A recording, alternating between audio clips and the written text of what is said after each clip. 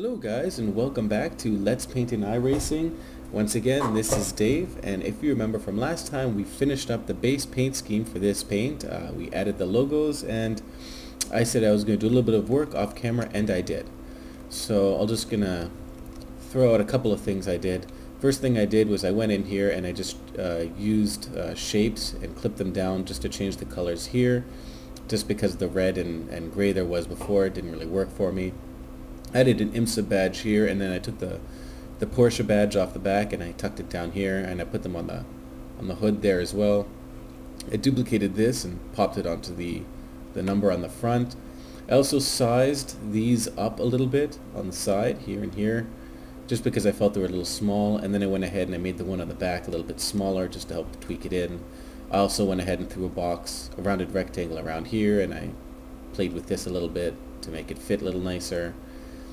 I also went ahead and tweaked the words here a bit to help them fit, and I didn't like the Porsche on the back here, so I redid that. I just grabbed a Porsche logo and I slapped it on here. And I also changed the badge on the back a little bit.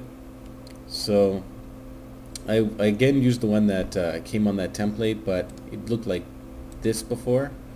So I just went ahead, and what I did was I dropped a little bit of a 1 pixel stroke around it. And then if you go up here, I dropped to shadow here. Turn the opacity down just to cast a little bit of a shadow, just to give it a little bit more depth. Okay, so it looks like it's kind of standing out a bit. The most major thing I've done so far, I also took a carbon fiber texture. If you look, oops. Took a carbon fiber and I clipped it to this front. But the most major thing I did was I changed the metallics.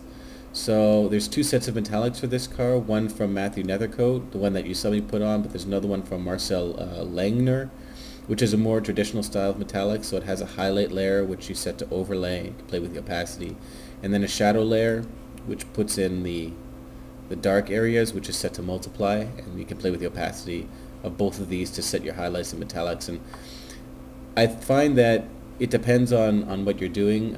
I usually play with both and see which one works best. In this particular case, I found this gave a little bit more depth. So that's what I did since last time. So let's get on to what I said last time, what we're going to be doing this episode, and that is selling your car and making people want it. And first things first is that you don't take screenshots. It's centripetal circuit. As you can see, let's put the camera in. I'm at Road Atlanta.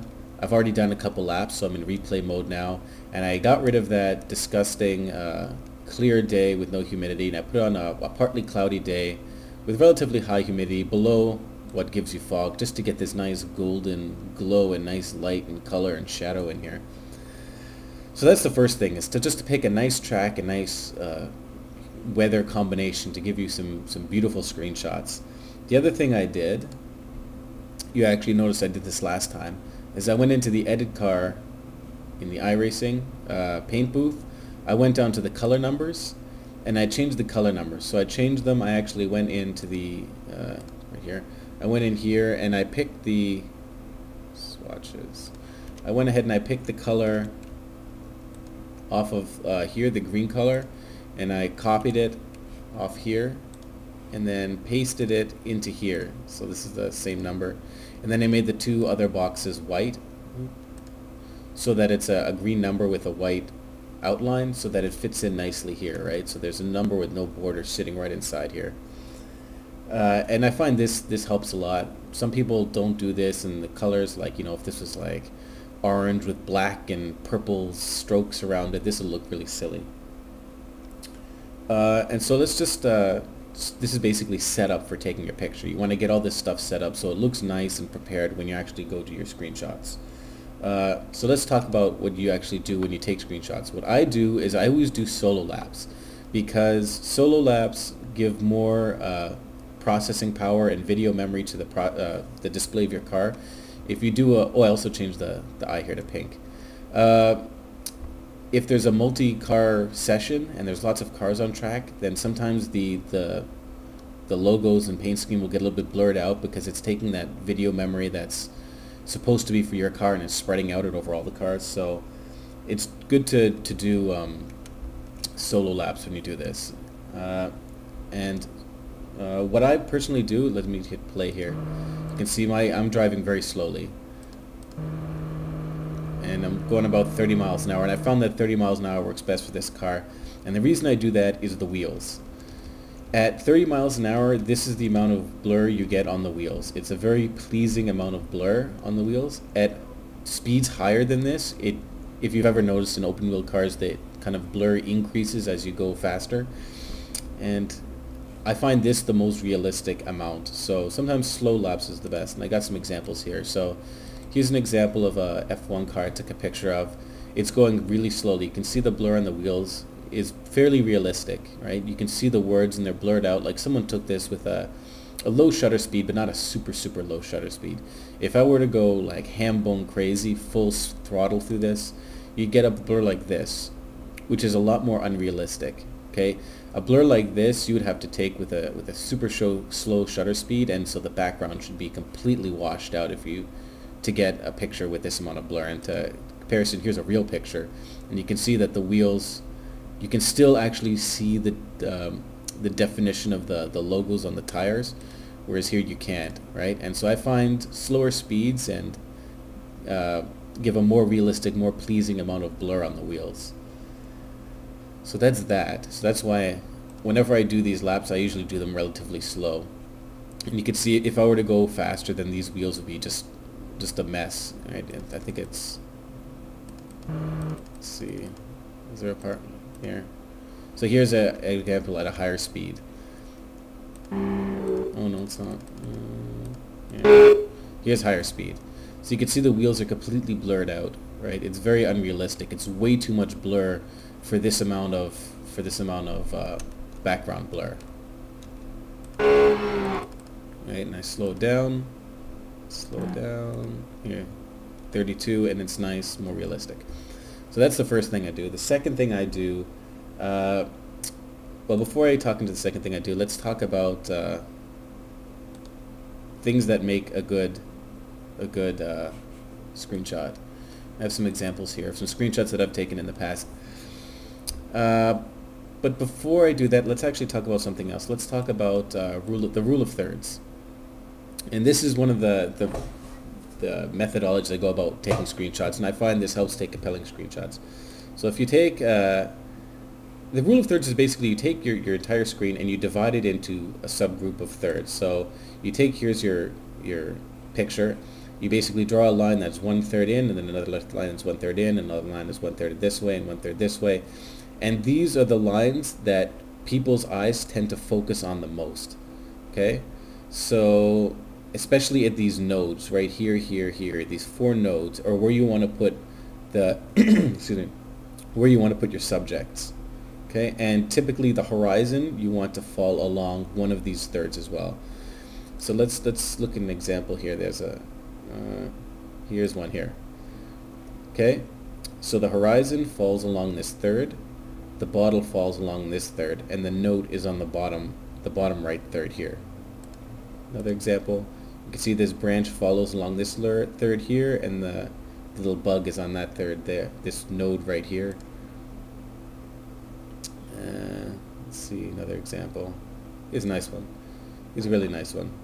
So this image they're showing they've just cropped it down so that the horizon on this third and your subject is right here along this third. And this helps keep your picture organized and visually appealing. Otherwise it becomes very unorganized and hard to look at, right? Because your eye is naturally kind of gravitating toward these corners, but the subject is right here in the middle. So this is the rule of thirds, and this is something that I try to follow when I take pictures. So let me show you some examples of some pictures I've taken. Actually, before I do that, let's talk about focal length first. So in Sim, if you open up the camera controls, there's this static FOV option, which we hadn't used before. So I'm in static mode just like normal. And this effectively controls your focal length. So if you're interested in photography, this basically controls the difference between a 16mm lens and a 500mm lens. So as you go to smaller field of views, you increase the focal length, and as you go to slower field of views, you decrease the focal length. Okay? And let me show you why you would want to play with this, and I have an example right here. that I downloaded off the internet. So at different focal lengths, the image becomes distorted differently. So at low focal length, like 16 millimeters, which is the equivalent of a really high field of view. So at high fields of view, the image tends to get distorted and distances become exaggerated. So you can see in this picture, there's a picture of the girl here, and you have to get really close to take pictures like this. And so here's an example of where you have to stand to take this picture, and then examples of the picture. The distance between, let's say, her nose and the back of her ear becomes exaggerated. So her face looks like it's elongated and stretched out, and then the distances here are also stretched out. And you can see, because of that, you can actually capture more of the scene in frame. And as you increase the focal length or decrease the static field of view, the image becomes progressively more flat. So let's look at this for example. You can see here there's really exaggerated distances over here, and then you capture a lot of the scene in, but her face is really distorted, right, and out of proportion. And as you move down, say, look at this tree here, it's becoming, the whole image is getting more and more flat. So this tree that was right here is now right here. So the background has been flattened out, and so has her face. And this actually helps give a more natural appeal to the picture. Okay. This is actually the most natural field of view, 50 millimeters. This is supposed to be the equivalent of what you would see with the human eye. But depending on what you want to do, these different field of views give you different effects. So shooting with, say, a 200 millimeter picture with a really low field of view will give you a more realistic shot, because when people go to the track to take pictures, they usually bring in these massive telephoto lenses, which is something like this, to take a picture. But something like this in this range can actually give you more action and motion to the picture, which is sometimes lost at these higher focal lengths. So let me show you some examples. So here's an example of a picture with a really small field of view or really long focal length. I actually forgot to take the cameras out of this one. You can see I placed the camera in a very realistic position, which is kind of off the track, a really long focal length. The car you see is on the third, the horizon is on a third, just to keep the picture organized, and the focal length kind of flattens the image. So the car is here and the background is kind of really flattened out on top of it, and you don't really get a good feel of the depth. Another thing is that this picture actually has what's called a leading line, so it's a line that kind of leads you through the picture, and in this case it's this road that's kind of flowing down and around through the picture. This helps generate more interest. So this is an example with a low field of view, or a small field of view or a large focal length. Here's an example that's the opposite. So here's an example with a really large field of view or a very small focal length. So this picture, again, you have a car on the third. The horizon is more or less on the third. You have a leading line moving through the picture. But the small field of view gives more action to the picture, because it draws this road out and makes it look really long. And so it gives a little bit of speed to the picture as well. Here's another example of a really small field of view, or large field of view. Right? Again, it brings in action and speed to the picture and helps give a little bit of uneasiness and tension to it. And here's an example with a really small field of view or a long focal length, right? So everything is kind of flattened out a little bit. Again, you have this leading line moving through the picture, and the car is on the third. And it has space in front of it. That's important. When you take pictures, you want to leave some space above the car, and you want to leave some space in front of the car. And you'll notice in all of my pictures I've done that. I've left space in front of the car. And this gives space for the car to move through the frame, so it doesn't look uneasy. If I took the picture and I framed it like this, right, it becomes a little harder to look at because the car has nowhere to go in the frame. Whereas if I pull it back and I show you I left this big space here, so now it's a little easier to look at. So the car is moving through the picture. So that's kind of the... And if you read up on photography techniques on Google and whatnot, you'll see all sorts of posts who probably explain this a lot better than I have about headroom, and this, I guess, would be included in headroom, and using the rule of thirds and changing your focal lengths and things like that. But this is just kind of a quick rundown of that, the principles that I go about. And if you get into photography, if you're into photography, this is probably really easy to do. But if not, you know, it's kind of just a thing you got to play with, and eventually you'll develop an eye for it. Fortunately, with this, you can actually pause the frame and take your time. Whereas if you're taking a real picture, you sometimes just need to get it on the first try, which is really difficult. So, drive slow, rule of thirds, do solo laps. Okay, so let's go take some pictures then. So, let's see. So I've gone slowly around here. It's just, I've tried to get a shot where I reeled that curb nicely, but I wasn't able to do it so great. Let's see. So let's go here. The sun's not in the greatest position, but this doesn't always necessarily mean a bad thing, because let's see if I take a picture from behind here. This adds a nice amount, let's just change that.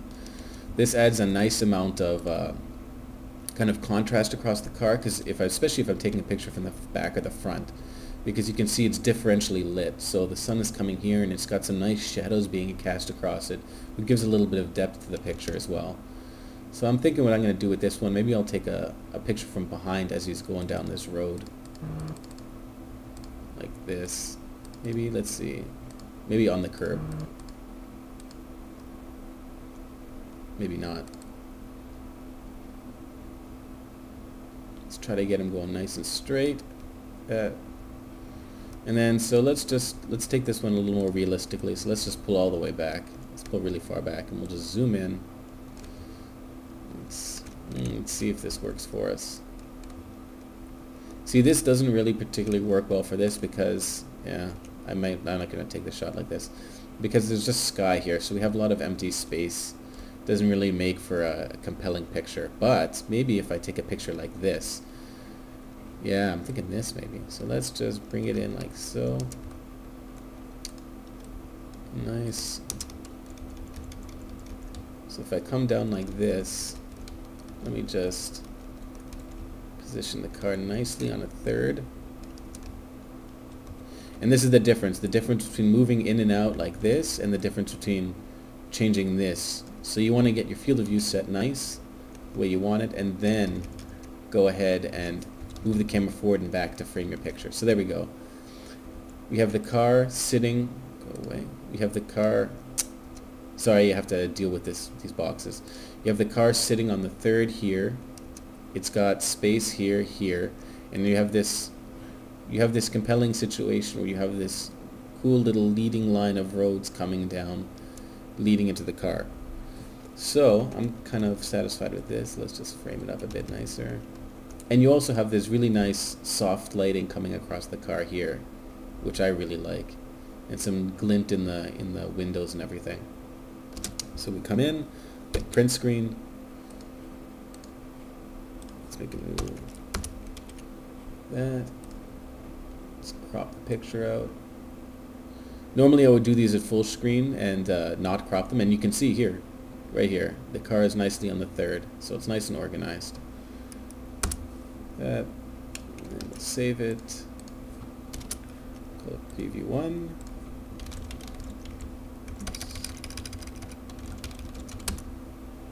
So, and we'll go, and you have, on Trading Paints, you have 3 screenshots you can include. And so this is your opportunity to make it happen, to make people want it. You have 3 pictures you can do it with.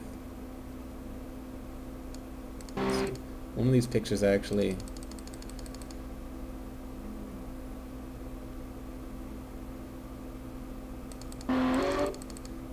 actually railed the curb pretty hard. So maybe we can go with that, even though it's a little bit off and really off track. I actually have all 4 wheels off the ground. Look at that. So maybe let's pull it back here, just to. I don't like this puff of smoke like that. Can I do it from the front? Oh, that looks really bad from the front. Okay. What if we go further in? Oh wow, what a picture. Maybe I will take a picture like this. It looks nice in motion.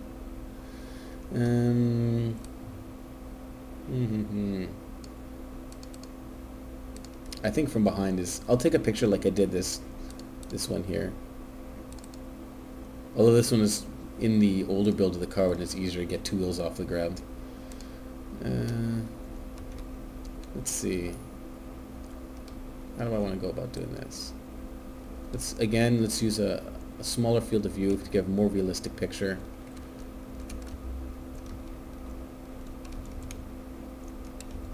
This is basically how that other picture was taken. Say line this up on a third. Let's pull it in a bit more, flatten it out a bit. Cool, yeah, I can see the driver's face in the mirror. And let's do something a little different. So let me just pull back a bit. Let me move in. Rotate it around a bit just to get a bit more of the side in this one. And so there we go. Print screen. Paste. Oops.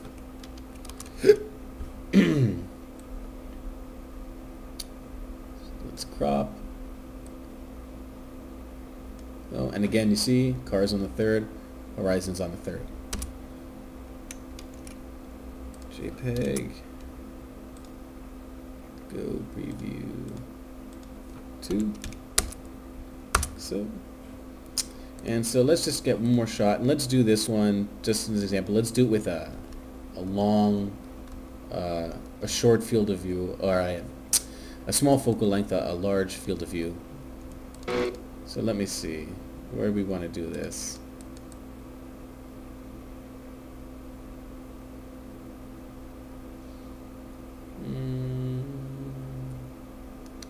How about over here? Did I come close to this curb? Kind of. Okay, it's close enough. So let's do something. Let's stretch the field of view out. Let's go really low. You can never go low enough. How does this work out? And sometimes it actually helps to do a roll on the camera like this, especially when you're doing stuff like this, because it kind of gives it increases the uneasiness of the picture, adds a little bit more tension. So if you go like this, I'm not really, no, let's do it up at the was it turn 3 at the top of that hill again.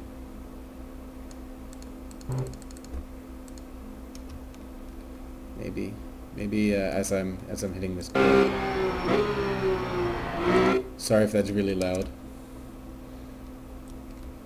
So yeah, like right here maybe. Let's just really pull it out. No, maybe that's maybe a little too much. Let's just then like this. Again, let's get really low. This shows off the carbon fiber here really nice. Let's frame it up nicely. Let's try to get the horizon here a little bit on close to the thirds. And I have to figure out a focal point, which I'm thinking is right here in the middle of the car. So this one I'm leaving, let me move it over this way. Give it a little bit more space at the front.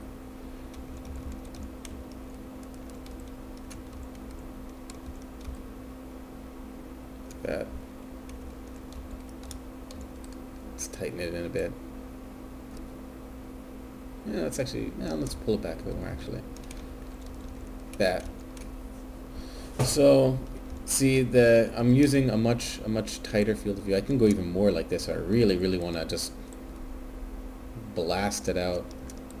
Let's do that actually. Because I've gone really low, the distortion kind of works because it gives you a more edgy field of view. This is more of like a fisheye picture almost.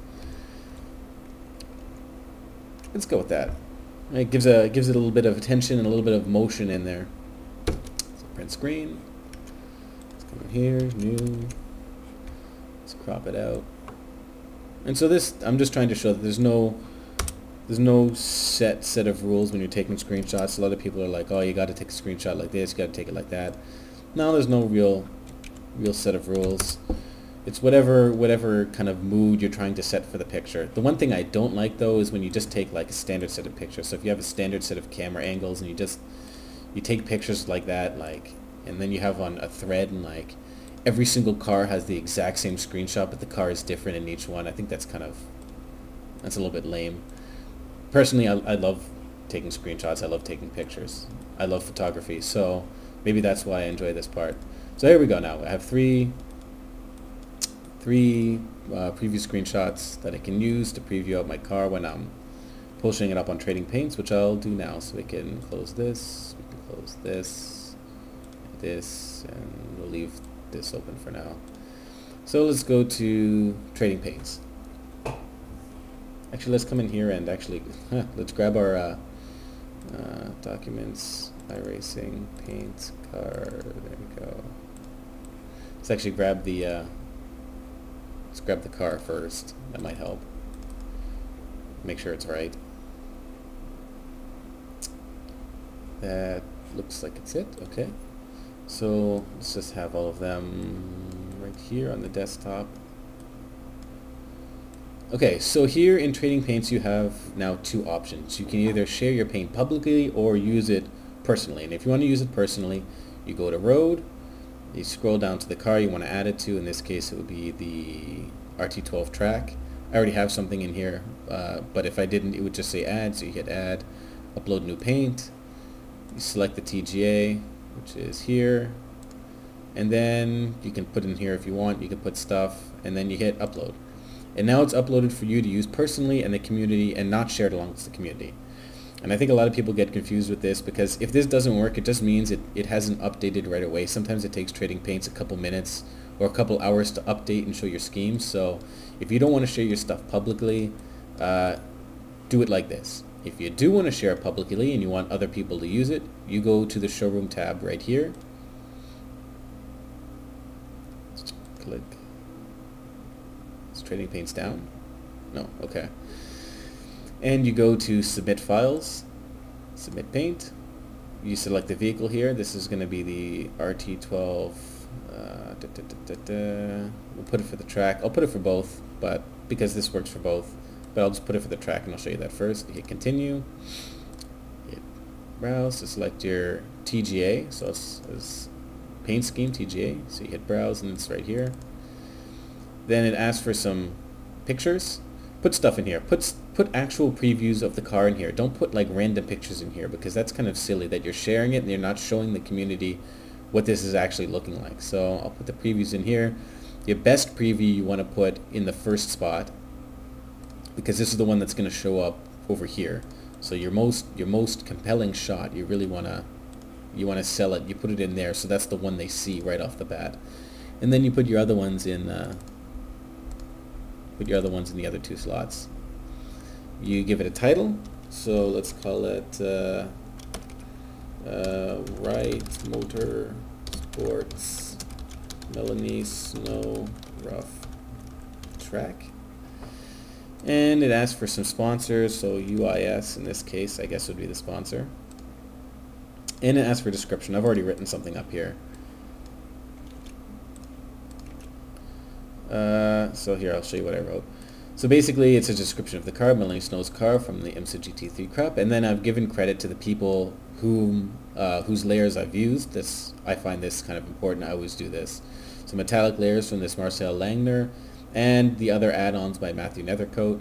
And then I've also included this line here that you can color match the number plate and the paint booth by using these colors. So if you go into the paint booth and you paste these colors into the three boxes, then you can color match the logos and produce, or the number plates to have numbers that look like this. And I always do this because, I don't know, I like the numbers to look bright and not really weird.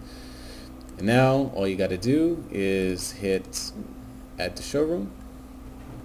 It'll grind through a couple minutes, or hopefully not a couple minutes, a couple seconds, like so. as it's uploading. This is a fairly big file, it's 2 megs. So in the meantime, I'll just open up the forum. Go to the showroom. Here, go to my thread, because I'm going to post this on my thread.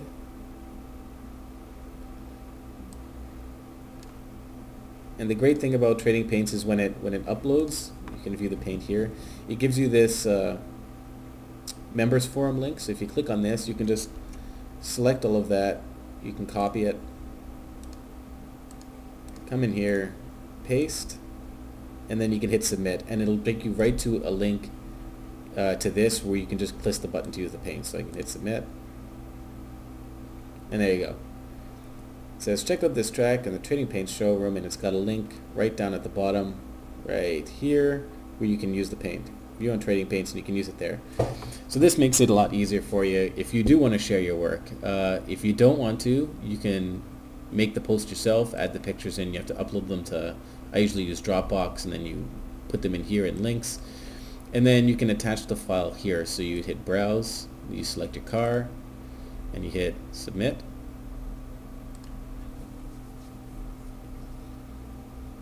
And usually I'm going to start doing this actually now as well. I'm going to attach the TGA on here in case people want to play with them. And so if you scroll down now, it's actually got an attachment at the bottom where you can download the TGA. So I think, oh, okay, so I think we should probably call it at that.